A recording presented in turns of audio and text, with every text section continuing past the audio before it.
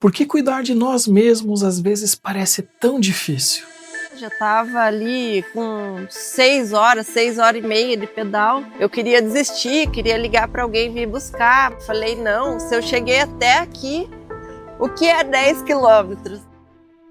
Hoje eu vim até a cidade de Ponta Grossa, no Paraná, para fazer um pedal com a Laís. A gente está indo até o Capão da Onça, um dos lugares que ela costuma pedalar.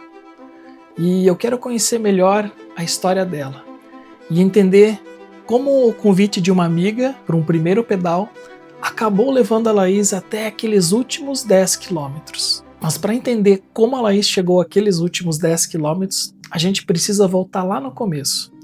Lá no início, teve alguém que convidou ela para pedalar e decidiu estar por perto quando ela dava os primeiros passos sobre a bicicleta. Seria injusto eu falar só de uma pessoa. Teve bastante gente que me apoiou, incentivou, mas tem uma pessoa bem especial, que foi a minha amiga Luana, de Tararé, que sempre me incentivou, apoiou, mandava mensagem, estava sempre ali disposta para tudo, assim. Quando eu comecei não tinha roupa, ela foi lá, me deu roupa, me deu capacete, luva e assim foi. E foi assim que aconteceu o primeiro pedal, cerca de 25 quilômetros na região de Tararé. Para quem ainda não tinha experiência sobre uma bicicleta, não era pouca coisa. É uma região bem bonita e que me encantou de primeira. Não tinha noção o que era pedalar, mesmo sendo desafiador, não ter prática, e me apaixonei. Ela gostou logo no primeiro dia, mas gostar não significava que tudo seria fácil. No início, até as distâncias que hoje parecem pequenas eram verdadeiros desafios. 5 quilômetros para mim era uau, meu Deus, não consigo. E cada dia você quer melhorar, não, eu consigo. Outro dia você vai um pouquinho mais, 10, 15. Quando você vê, você está rodando 30, 50 e não sente, né? Só que isso é uma evolução, né? Não é de um dia para o outro. É um dia de cada vez, tijolinho por tijolinho, né? Não houve uma grande virada. Não existiu um dia em que tudo ficou fácil de repente. Houve uma sequência de pequenos avanços. Um pouco mais de distância, um pouco mais de confiança e a descoberta de que o que parecia impossível em um dia podia se tornar possível no dia seguinte. Talvez a Luana não soubesse até onde aquele convite chegaria. A Laís também não. Naquele momento, era apenas o começo.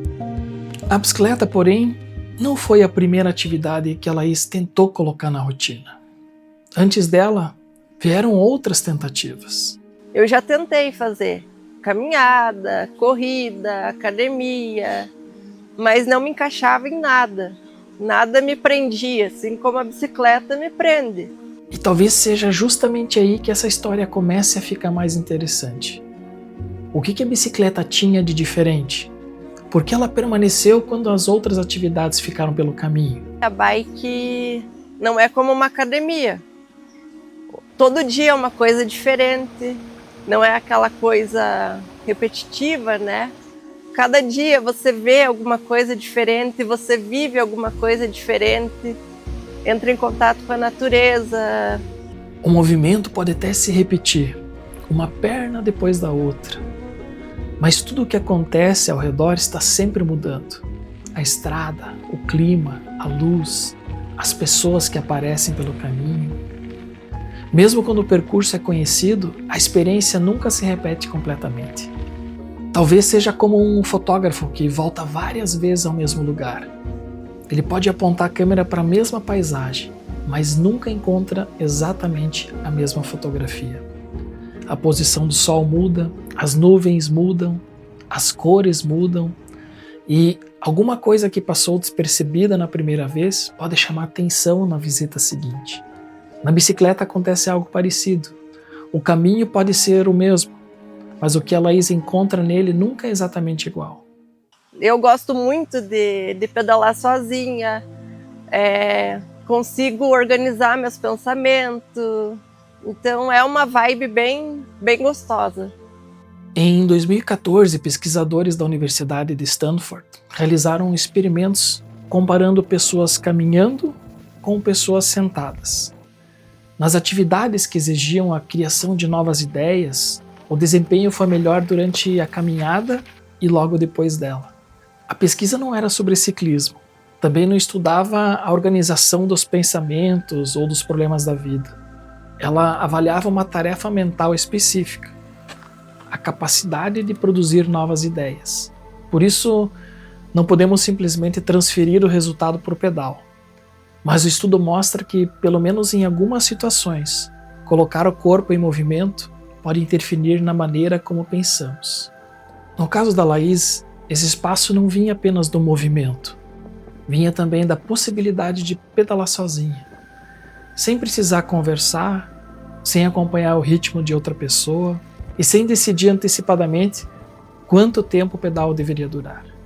Não que eu prefira pedalar sozinha, também gosto de pedalar em grupo, né? Mas sozinha você entra em conexão com Deus, você consegue ter uma reflexão, fazer uma oração. Pedalar sozinha não significava rejeitar a companhia. Era apenas uma experiência diferente, um tempo em que ela podia decidir o próprio ritmo e seguir até onde aquele dia permitisse. Não tem essa preocupação de horário. Então, eu faço o meu horário. Se eu quero fazer um pedal curtinho, eu vou. Se eu quero fazer um pedal longo, não fica preso, né? Porque às vezes com outras pessoas tem que cumprir horário, tem que ir no ritmo. E para encontrar esse tempo, a Laís não precisa planejar uma grande viagem. Há um lugar perto de casa para onde ela costuma voltar. Eu prefiro pedalar na terra. Então, sempre desço aqui no Capão da Onça, né? É um lugar que eu gosto bastante. O que esse lugar aqui proporciona para você? Me transmite uma paz, uma calmaria. Sair daquela rotina de estresse, correria, trabalho, rotina de mãe. Então é um momento que é meu, que eu consigo relaxar. E é pertinho de casa, né? Quintal de casa. Quantos quilômetros que dá daqui? 10 quilômetros. Então é um pedalzinho rápido, que você consegue já uma vista maravilhosa. 10 quilômetros. Perto o suficiente para caber num dia comum, mas distante o bastante para mudar por algum tempo o que ela estava vendo, ouvindo e pensando. Um lugar que não se torna importante apenas porque é bonito. Ele ganha significado pelas experiências que passamos a viver ali, pelas lembranças que acumulamos e pela maneira como nos sentimos quando voltamos. Para Laís, o Capão da Onça deixou de ser apenas um destino de pedal. Ele se tornou um lugar que ela pode recorrer sem precisar esperar as férias ou uma ocasião especial. E foi uma experiência simples como essa, repetida ao longo do tempo, que a bicicleta começou a ocupar um espaço cada vez maior na vida da Laís.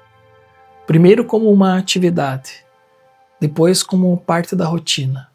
E aos poucos, as mudanças começaram a aparecer, também fora da bicicleta. Então eu sentia muita dor de cabeça, insônia, várias coisinhas assim.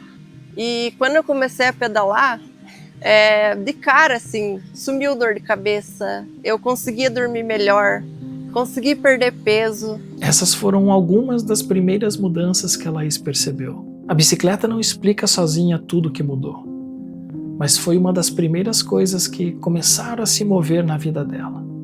E para Laís, a principal transformação não aconteceu apenas no corpo. Eu acho que primeiro muda a cabeça, porque você começa a colocar os pensamentos no lugar, você começa a querer ser melhor, não melhor que os outros, você quer a mudança com você mesmo, sabe?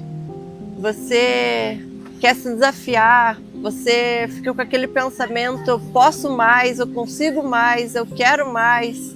No começo, 5 quilômetros pareciam demais. Depois vieram 10, 15, 30, 50. Cada distância percorrida deixava uma pequena evidência. Aquilo que parecia difícil podia ser aprendido. Aquilo que parecia distante podia ser alcançado aos poucos. Isso não significava que, de repente, a Laís se sentia capaz de qualquer coisa. Mas ela começava a reunir novas referências sobre o que conseguia fazer. A bicicleta exigia esforço, mas também devolvia alguma coisa. E quando ela ficava alguns dias sem pedalar, percebia essa ausência.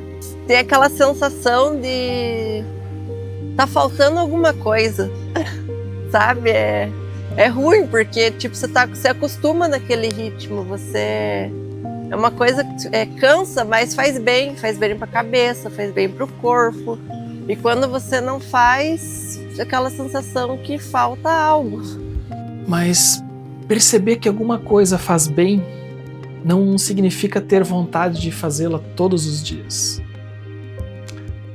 Há dias em que a parte mais difícil do pedal acontece antes mesmo do primeiro quilômetro.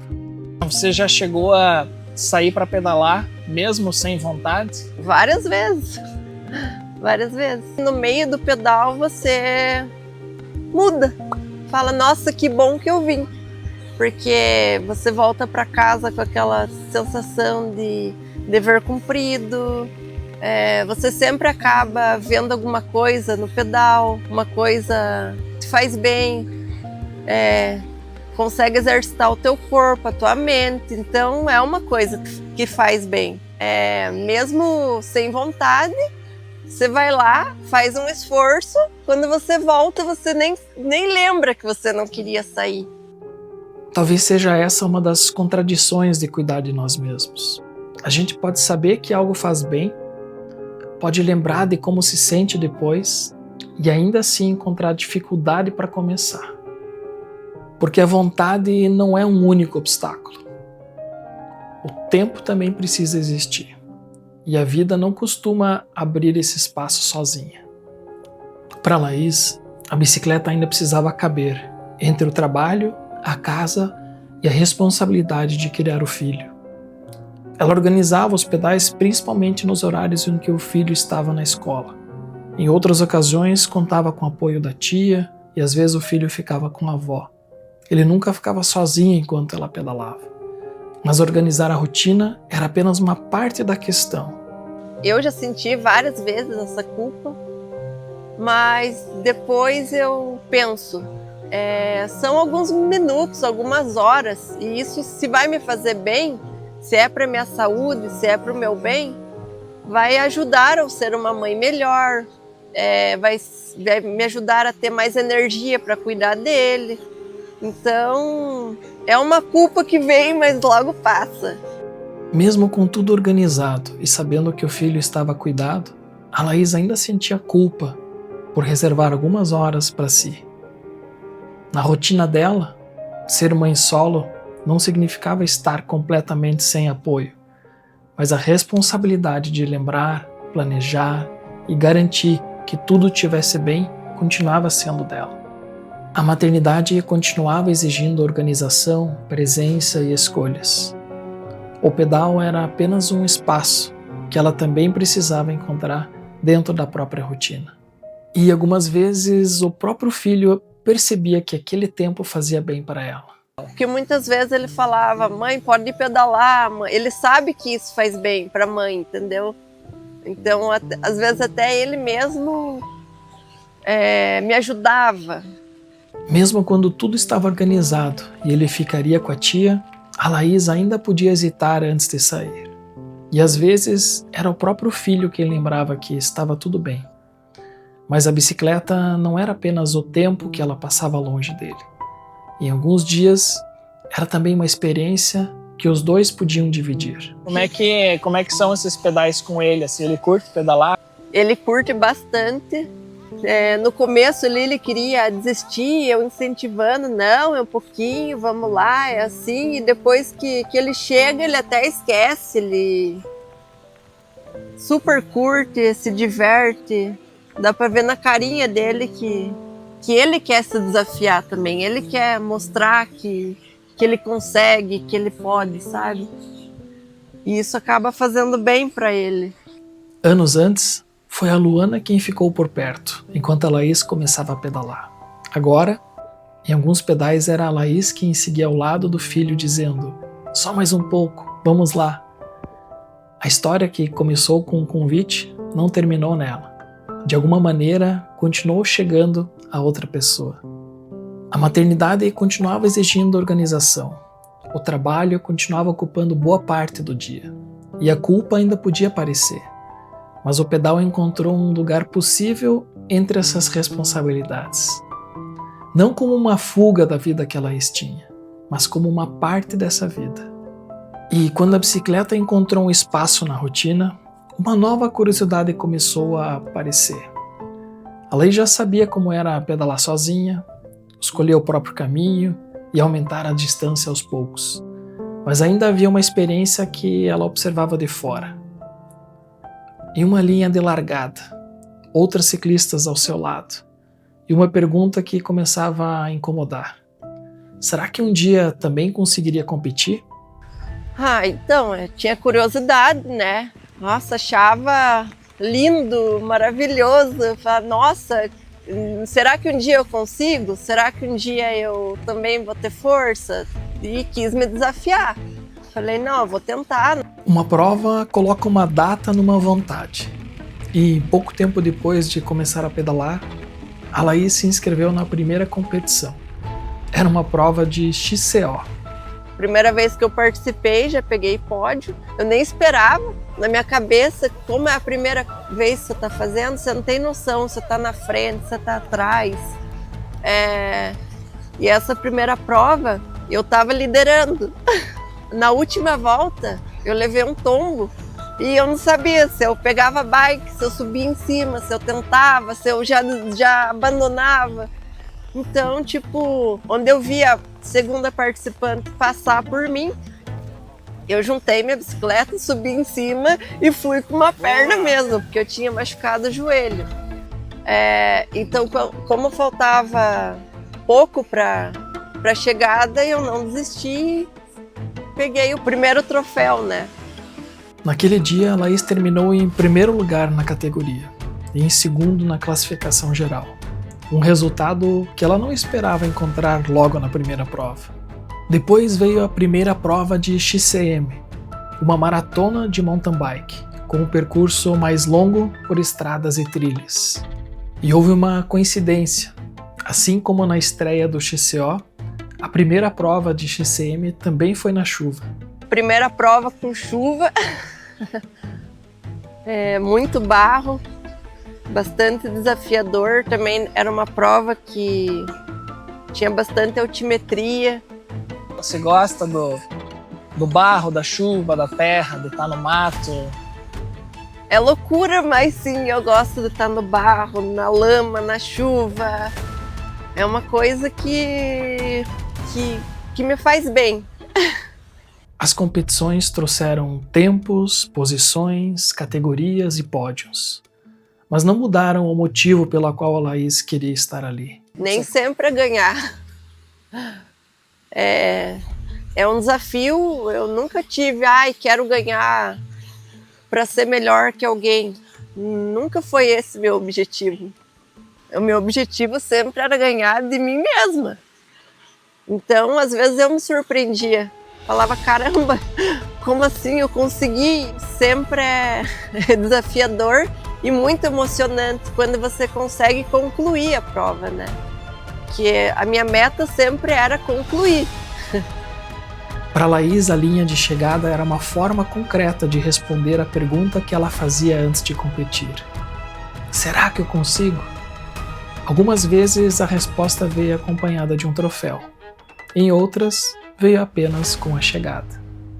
Mas o desafio que abre esse episódio não aconteceu numa competição. Não havia categoria, não havia adversário ao lado, nem pódio esperando na chegada. Era uma decisão que a própria Laís tinha tomado. Sair de Ponta Grossa, no Paraná, e chegar até Itararé, em São Paulo, pedalando.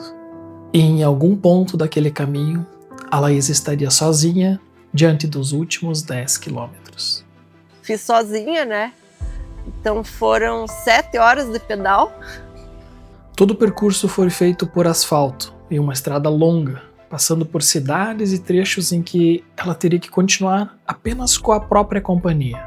É aquela briga com você mesmo. A todo momento você fala, não, eu consigo, não, eu posso, eu vou chegar. Durante 7 horas não existe apenas o esforço de continuar pedalando. Existe uma conversa que acontece o tempo inteiro. Depois de tantas horas, o cansaço muda a maneira como a distância é percebida. E a cada trecho, a Laís precisava avaliar se ainda tinha condições de continuar. E essa decisão precisa ser refletida muitas vezes ao longo da estrada. A Laís já tinha percorrido mais de 160 quilômetros quando essa conversa ficou mais difícil. Ela estava perto de Saint-Gess, perto o suficiente para enxergar o fim, mas cansada o bastante para considerar não chegar até ele. Já estava ali com 6 horas e meia de pedal. Eu queria desistir, queria ligar para alguém vir buscar, mas não deixei. Falei, não, se eu cheguei até aqui, o que é 10 quilômetros, né? Então eu fui brigando com o corpo, fui brigando com a mente e foi muito emocionante. Quando eu estava chegando, não teve como não se emocionar. Foi bem emocionante, um desafio pessoal assim que eu queria fazer e foi muito legal a sensação de dever cumprido, sabe? A chegada não apagou o cansaço das horas anteriores. Também não transformou aquele percurso em algo fácil, mas deixou uma lembrança. A lembrança de uma ocasião em que ela esteve perto de parar e decidiu percorrer o que ainda faltava. Uma conquista não faz o próximo desafio ficar menor. Não garante que a gente sempre vai conseguir, mas pode deixar uma referência. A memória de uma situação que também parecia difícil e que ainda assim conseguimos atravessar. Mas os últimos 10 quilômetros daquela viagem não começaram perto de Saint-Gess. Eles começaram muito antes. Começaram quando a Luana fez um convite. Quando 5 quilômetros pareciam uma distância enorme. Quando a Laís começou a voltar para casa pensando, que bom que eu vim. Quando ela encontrou um lugar perto de casa onde podia respirar um pouco. Quando decidiu reservar um tempo para si, mesmo com o trabalho, maternidade e todas as responsabilidades que continuavam esperando. E quando começou a descobrir, aos poucos, a própria medida do que era possível. No início desse episódio eu fiz uma pergunta. Por que cuidar de nós mesmos às vezes parece tão difícil? A história da Laís não oferece uma resposta simples. Talvez porque nunca seja apenas uma questão de saber o que nos faz bem.